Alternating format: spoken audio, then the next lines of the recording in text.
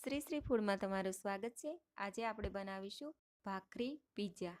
Generally તો આપણે hotel, restaurant કે પીઝા હટમાં જ પીઝા ખાતા હોઈએ છીએ, અથવા તો આપણે ઘરે બનાવીએ તો માર્કેટમાં જે તૈયાર રોટલા મળે છે એ લાવતા હોઈએ છીએ, કે જે મેંદાના લોટના તો હોય જ છે, પણ એ ઘણા દિવસના વાસી પણ હોય છે। આજે આપણે ફ્રેશ પીઝા ઘરે જ બનાવીશું। તો તેમાં જોશે 1 કપ ભાખરી અને રોટલીનો મિક્સ લોટ, સ્વાદ પ્રમાણે મીઠું, તેલ।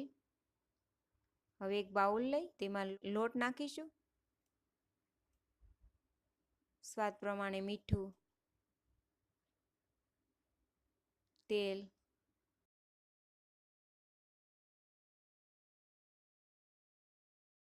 આ બધું જ ઉમેરીને તેને સારી રીતે મિક્સ કરીશું। ભાખરીનો લોટ એટલે થોડો જાડો હોય છે અને રોટલીનો લોટ એટલે થોડો ઝીણો, એ રીતે મિક્સ કરીને આ લોટ લીધેલો છે। તેમાં જરૂર પડે એ પ્રમાણે થોડું થોડું પાણી નાખી લોટ બાંધી તૈયાર કરીએ। લોટ થોડો કઠણ જ રાખવાનો છે। આ રીતે જ થોડું થોડું પાણી નાખતા જવું, જેથી પાણી ન વધી જાય અને લોટ એકદમ કઠણ બંધાય અને ભાખરી એકદમ ક્રિસ્પી બને।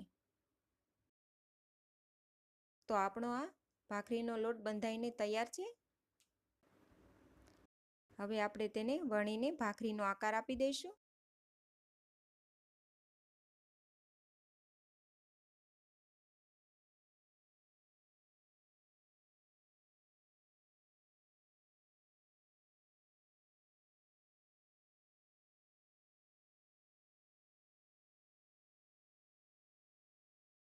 કડક લોટ હોય એટલે આ રીતે થોડી થોડી ભાખરી તૂટેલી હોય તો એને સરખી કરી લેવાની।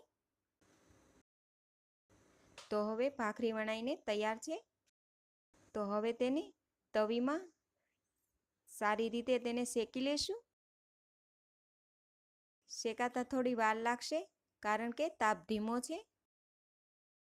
આવી રીતે ફેરવતી જવાની છે, જેથી તવીમાં ચોંટી ના જાય।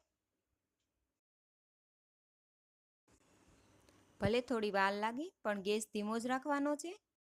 જો ગેસ ફૂલ રાખશું તો ભાખરી બળી જવાની શક્યતા છે। તો હવે બંને સાઈડ ભાખરી 50% શેકાઈ ગઈ છે। હવે તેના ઉપર 1 ચમચી માખણ નાખી શેકી લઈએ। અહીંયા મેં માખણ લીધું છે, તમારે ઘી કે તેલ નાખો તો પણ ચાલે। ભાખરીને આ રીતે પલટાવી તેને આ રીતે દબાવીને શેકતી જવાની છે। ભાખરીને આ રીતે હલકા હાથે દબાવતી જવાની છે, જેથી ભાખરી ક્યાંય પણ કાચી ન રહી જાય।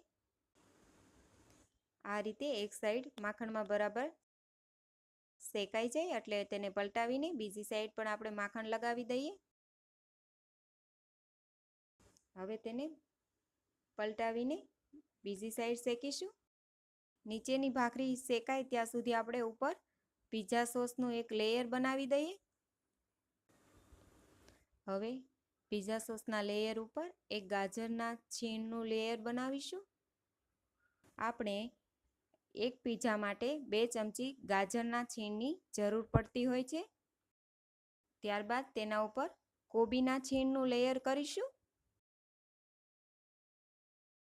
અને કેપ્સિકમના પણ થોડા પીસીસ મૂકી દઈએ।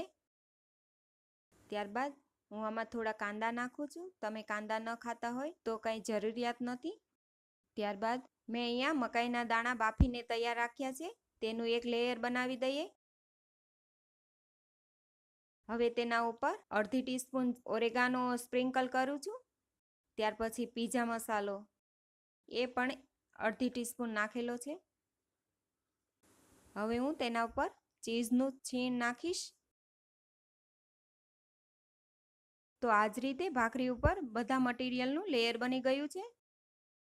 હવે તેના ઉપર પીઝા મસાલો સ્પ્રિંકલ કરી તેને 10 થી 15 મિનિટ માટે ઢાંકીને શેકાવા દઈએ। આમાં પણ તાપ ધીમો જ રાખવાનો છે।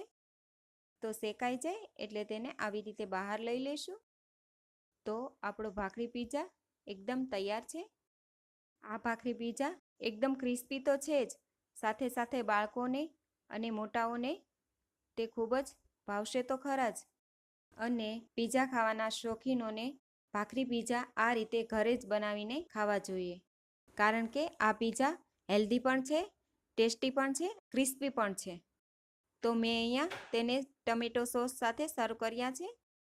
તમે પણ ઘરે બનાવો અને તમારા અનુભવ અમારી સાથે શેર કરો.